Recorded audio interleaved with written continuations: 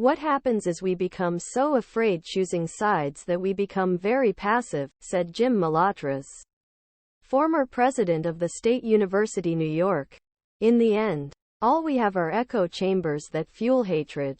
This fuels criticism. And you were experiencing this before the situation we are dealing with.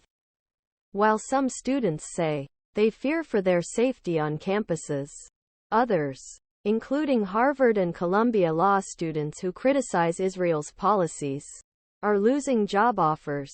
American University Professor Lara Schwartz called efforts to limit students' talk about the war deeply troubling. Sometimes students say things that shock other community members, that disgust other community members, Schwartz said in an interview. Making room for that dialogue, including for people to challenge and say, here's why these students are wrong, is part of the protected expression and dialogue that we're looking for. Others say universities should fire staff who celebrate Hamas attacks in Israel, saying the heated discourse on campus translates directly into anti-Semitic views. As a person of authority at an educational institution, I think he should be fired for celebrating rape, kidnapping and ing children. Gillibrand told the Syracuse TV station about Cornell Professor Russell Rickford's comments. Rickford called the Hamas attacks exciting and energizing at a rally.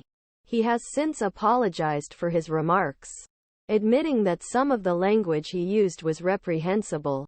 Russell Rickford, a professor at Cornell University, is under pressure to be fired after praising Hamas attack on Israel.Liz HafaliaSan Francisco. Chronicle via AP. After days of backlash, Cornell President Martha Pollack asserted this week that Rickford's comments were in direct opposition to everything we stand for at Cornell.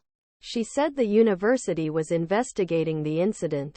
Suzanne Nossel, CEO of Penn America, a group that advocates for free speech on college campuses, said institutions are going through an incredibly challenging time. She said university leadership must distinguish between freedom of expression and actions such as vandalism, assault and the targeting of students in response to the political climate.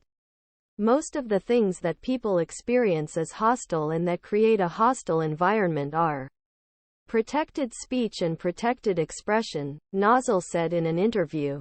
As alumni and powerful donors turn institutions to put pressure, many presidents face pressure take a stance, resulting in political on campuses with students on both sides of the conflict.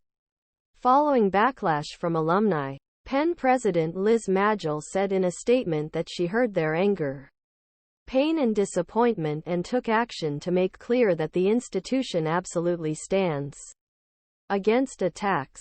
The school supports the free exchange of ideas but has a moral responsibility to combat anti-Semitism. She added, his words came after the damage was done. Huntsman, former Gov.